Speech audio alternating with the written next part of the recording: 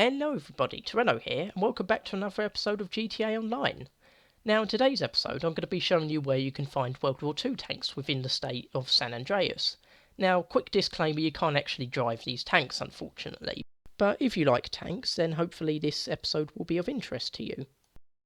Now the first World War II tank can be found at a gang attack location located in a junkyard on the way to the airport near one of the freeways. As you can see, I'm at the junkyard, and there is the T-34. It looks to be a T-34-85 variant with the 85mm gun. You can see I'm trying to climb onto the back of it here. It wasn't working at first, but now I've got into it. You can see the turret, which housed, I think, 3 people. Gunner, loader, commander. You can see the little periscopes they would have used to look out, and the commander's cupola. I think there's a rotating periscope type thing. I'm just sort of looking at it with the sniper rifle. You can jump, as you jump down, you can see there isn't actually a coaxial machine gun, but there is a bow machine gun. You can see where the tracks would have been kept on the front, spare tracks, and the bow machine gun. Now, like I said, there isn't a coaxial machine gun, which is odd. Tried to look down the cannon barrel of the tank, but couldn't really see anything there. So that's the first World War II tank, and like I said, you can't actually drive it, and, you know, after being there for God knows how many years, I doubt it would be in much of a drivable state anyway. Now, the next tank is a bit harder to get to because it's underwater, requiring a submarine. You can see where I am, not where my marker is, east of the Humane Labs, is where the tank is. And one of the reasons I wanted to show you this tank is because there's a lot of confusion at what tank it is. A lot of people are claiming it's a Panzer III, but as you can see here, it actually looks like it's a Panzer II reconnaissance tank used by the German army in World War II. You can just see the autocannon, the 20mm autocannon and the machine gun, get a better view there. You can see that it's actually remarkably well preserved. It looks like it's only been dumped here recently. Why there's a World War II German reconnaissance tank here, I have no idea. Maybe it's been tested at Humane Labs for something, but I don't know why you'd need this sort of tank for that. And you can see there's a little bit of sand built up on the back. I think it's sand, but you know, it's remarkably well preserved. It looks pretty good.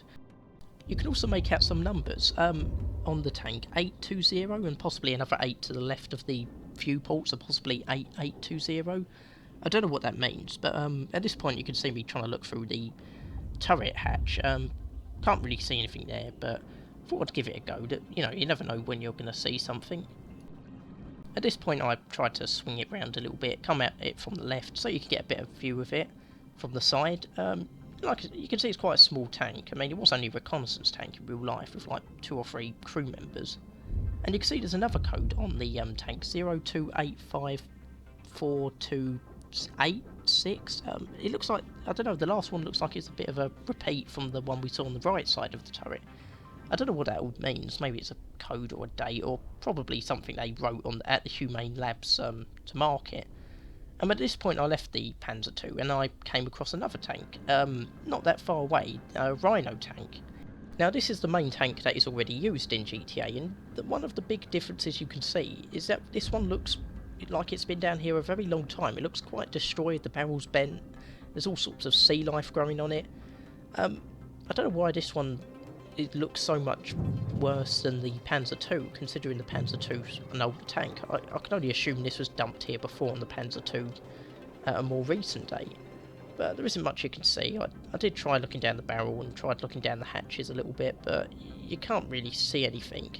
You can see me failing to look down the hatches. There's actually quite a lot of equipment down here, but I can only assume it was meant to be dumped from Humane Labs.